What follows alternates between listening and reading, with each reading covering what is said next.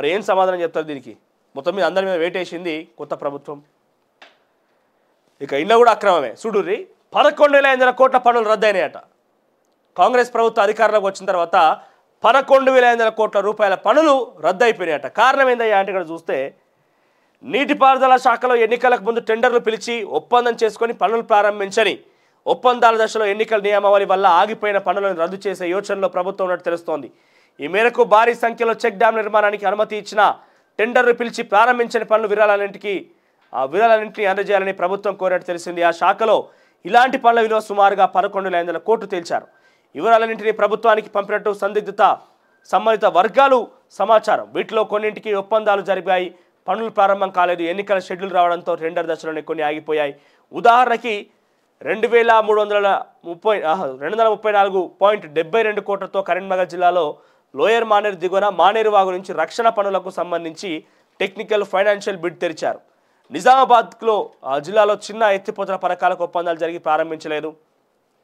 వరంగల్ నగరంలో వరద రక్షణ పనికి 70.58 కోట్ల ఒప్పందం జరిగింది. ఇక్కడ భద్రకాళి చెరువు నుంచి వరద రక్షణ పనిని 158 కోట్లకు, సంగారెడ్డి కాలువ పనిని 422 కోట్లకు చేపట్టడంతో మున్నేరు నుంచి ఖమ్మం నగర ముంపునకు గురికాకుండా ఉండేందుకు 690 కోట్లు.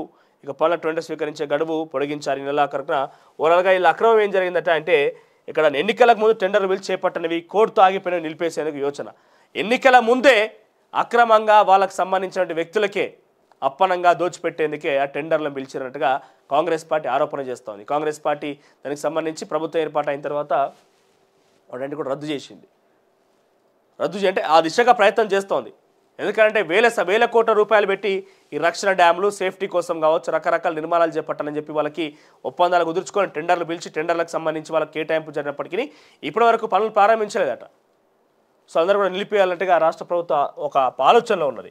ఇక పాలమూరు రంగారెడ్డి ఎత్తిపోతల పథకంలో భాగంగా ఉద్దండాపూర్, కురుమూర్తి, రాయసాగర్ రిజర్వాయర్ నుంచి కాలువ పనులకు గత ప్రభుత్వం టెండర్లు పిలిచి ఖరారు చేసింది. ఇక 11 ప్యాకేజీలుగా విభజించి పిలిచిన ఈ టెండర్లో విలువ సుమారు 5,900 కోట్లు. కొన్ని ప్యాకేజీ పనులకు కమిషనరేట్ ఆఫ్ టెండర్స్ ఆమోదం తెలిపినా ఇంకా ఒప్పందం కాలేదు. ఇక గత ప్రభుత్వ హయాంలో అన్ని జిల్లాల నుంచి భారీ సంఖ్యలో చెక్ డ్యాముల ప్రతిపాదనలు వచ్చాయి. జాబితాలో 60 కోట్లకు పైగా విలువ కలిగించినవి ఉన్నాయి. ఇలా సుమారు 150 చెక్ డ్యాములకు ప్రతిపాదనలు వచ్చినట్టు తెలిసింది. గత ప్రభుత్వంలో ఇచ్చిన వాటిలో కొంత ఆక్రమణ జరిగింది అని చెప్పి ఒక ఉద్దేశంతోనే, ఒక ఆరోపణతోనే రాష్ట్ర ప్రభుత్వం కొత్త కాంగ్రెస్ పార్టీ ఆధ్వర్యంలో ఉన్నటువంటి ప్రభుత్వంలో ఇక్కడ అన్ని కూడా ఆ యొక్క టెండర్లను నిలిపివేసే విధంగా, ఎందుకంటే ఎన్నికల ముందు వచ్చినాయి, ఎన్నికల ముందు అనేక అక్రమాలు జరిగినాయి కాబట్టి అందులో భాగంగా ఇవి కూడా జరుగుంటాయి అన్న ఒక ఆలోచనలో వీటిని కూడా రద్దు చేసేటువంటి ఆలోచనలో కాంగ్రెస్ సర్కార్ ఉన్నదట. ఇక ప్రజలందరికీ డిజిటల్ ఆరోగ్య సమాచార కార్డులు. వైద్య కళాశాలలో చోట నర్సింగ్, ఫిజియోథెరపీ, పారామెడికల్ కాలేజీలు. వైద్య ఆరోగ్య శాఖ సమీక్షలో సీఎం రేవంత్ రెడ్డి ఆదేశాలు. తెల్ల కార్డుతో నిమిత్తం లేకుండా ఆరోగ్యశ్రీ అమలుపై చర్చ.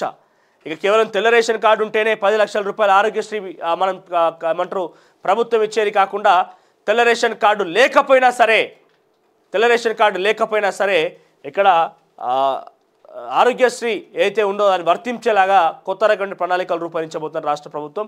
ఇక మరోవైపు వైద్య కళాశాలలో ప్రతి చోట ఇక్కడ నర్సింగ్, ఫిజియోథెరపీ కాలేజీలను కూడా ఏర్పాటు చేయాలంటగా రాష్ట్ర ప్రభుత్వం ఆలోచన చేస్తుందట. ఇక కొడంగల్లో కూడా ఒక మెడికల్ కాలేజ్ విషయంలో రేవంత్ రెడ్డి ఆ దిశగా ఆలోచన చేస్తున్న దానికి సంబంధించి అధికారులతో సమీక్ష నిర్వహించిందట.